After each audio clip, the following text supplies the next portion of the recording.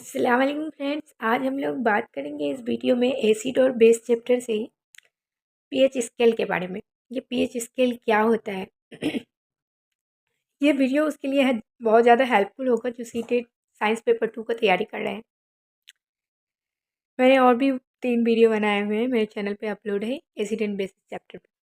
देखिए ये pH scale क्या होता है। पीएच स्केल एक्चुअली में ये पावर ऑफ हाइड्रोजन को मापता है।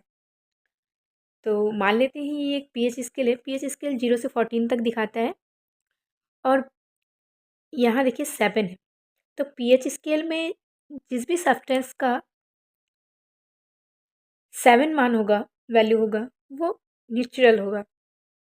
यानी एसिड और बेस तो आप लोग जानते ही होंगे। एसिड स्वाद में खट्टा होता है और बेस कड़वा। तो जो एसिड और बेस कुछ भी ना हो, ना खट्टा हो ना कड़वा हो, तो वो हो जाता है उदासीन, जिसको न्यूट्रल बोलते हैं। तो ये न्यूट्रल जो है वो न्यूट्रल का मान 7 होता है और 7 से कम हो तो वो एसिड होगा। किसी भी सब्सटेंस का पीएच 7 से कम है तो वो एसिडिक होगा और 7 से ज़्यादा है तो बेसिक होगा। तो यहाँ पे मैं कुछ समझाने के लिए सब्सटेंस का नाम रखी हूँ ABCDEFGH। तो अगर आपको पूछा जाए कि डी एसिडिक है या बेसिक तो आप क्या बताओगे? तो न्यूट्रल है, ना एसिड है ना बेस है, क्योंकि डी का पीएच कितना है 7 है। अगर आपको पूछा जाए कि ए क्या है, एसिड है ना बेस है, तो 7 से कम है 4 है तो ये एसिडिक होगा। जी को अगर पूछा जाए कि जी क्या है, तो जी क्योंकि 7 से ज़्यादा है इसलिए ये बेसिक है। हाँ, और एक बात है, जिसका एसिडिक में जिसका पीएच मान कम होगा वो ज़्यादा स्ट्रॉन्ग एसिड होगा। यानी कि अगर बी से ए की तुलना किया जाए, बी का पीएच मान 5 है और ए का 4 है, तो ज़्यादा स्ट्रॉन्ग एसिड कौन है? ए ज़्यादा स्ट्रॉन्ग एसिड है, क्योंकि इसका पीएच मान कम है और बी इसकी तुलना में कम एसिडिक है। अब ऐसा ही बेसिक में अगर देखा जाए कि ई और एफ का तुलना अगर किया जाए कि स्ट्रॉन्ग बेस कौन सा है, तो एफ है। इसमें ज़्यादा होने से स्ट्रॉन्ग और इसमें कम होने से स्ट्रॉन्ग एसिडिक। तो इस तरीके से एक किया जाता है पीएच स्केल में। पावर ऑफ हाइड्रोजन मापा जाता है किसी भी सब्सटेंस का पता करने के लिए कि एसिडिक है या बेस है या फिर वो न्यूट्रल है, यानी ना एसिड ना बेस। अब हम लोग देखते हैं कुछ एवरीडे लाइफ में पीएच स्केल से जुड़ा हुआ कोई बातें, कुछ बातें। अब देखिए स्टमक, हमारा जो स्टमक यानी कि पेट में खाना जो हम लोग खाते हैं वो कुछ इस टाइप का जे शेप का होता है हमारा स्टमक। तो उसको पचाने के लिए पेट ये पेप्सिन रिलीज करता है। तो ये तभी ये पेप्सिन एक्टिवेट होता है। अगर पेप्सिन एक्टिवेट तभी होगा जब एसिडिक मीडियम का होगा। तो पेट क्या करता है, HCl अम्ल छोड़ता है, तब हमारा खाना, तब पेप्सिन एक्टिवेट होता है, तब हमारा खाना पचता है। अगर HCl नहीं रिलीज़ होगा पेट में तो खाना नहीं पचेगा। तो कभी कभी क्या होता है फ्रेंड कि HCl ज़्यादा मात्रा में, एक्सेस मात्रा में रिलीज़ होने लगता है, तो हमें पेट में दर्द होने लगती है, जिसे हम लोग आम भाषा में बोलते हैं एसिडिटी हो गया है। तो ये एसिडिटी को ख़त्म करने के लिए हम लोग क्या करते हैं, एंटी एसिड लेते हैं।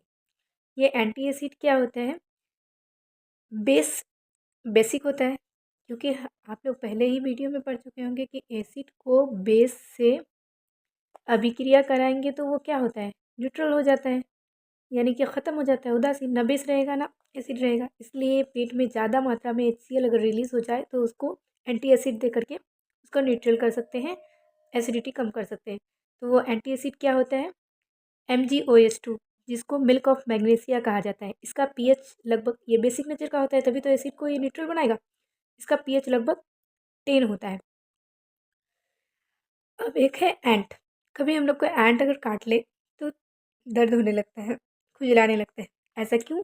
क्योंकि एंट ना एक एसिड छोड़ता है, उसके डंक में एक एसिड होता है, उस एसिड का नाम है फॉर्मिक एसिड, जिसको हम लोग मेथनोइक एसिड भी कहते हैं। अब एंट अगर काट लेता है तो क्या करते हैं, एक डॉग प्लांट होता है, डॉग नाम का प्लांट, उसको रगड़ देते हैं तो वो जलन जो है जहाँ पे एंट काटता है वो ख़त्म हो जाती है। क्यों? क्योंकि ये डॉग प्लांट जो है बेस नेचर का, बेसिक नेचर का होता है। और एंट क्या छोड़ा, एसिड, तो एसिड और बेस होके फिर क्या हो जाएगा, न्यूट्रल हो जाएगा।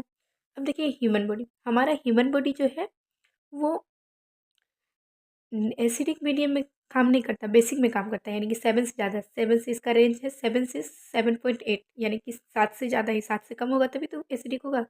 अगर कभी कोई किसी का तबीयत खराब हो जाए तो उसका पीएच बॉडी का घट जाता है, लेकिन ऐसे 7 से 7.5 तक ही इसका रेंज रहता है।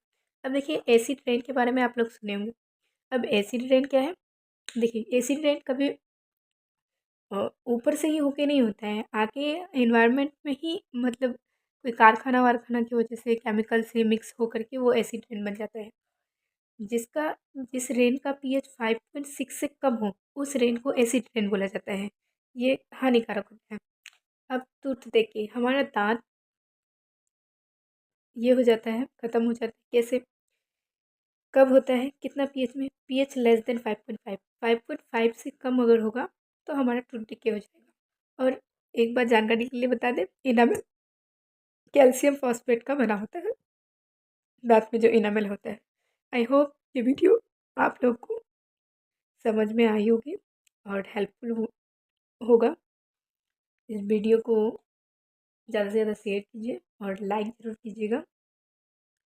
और ऐसे ही नेक्स्ट वीडियो पाने के लिए चैनल को मेरा सब्सक्राइब कर दीजिए अगर नए हैं तो।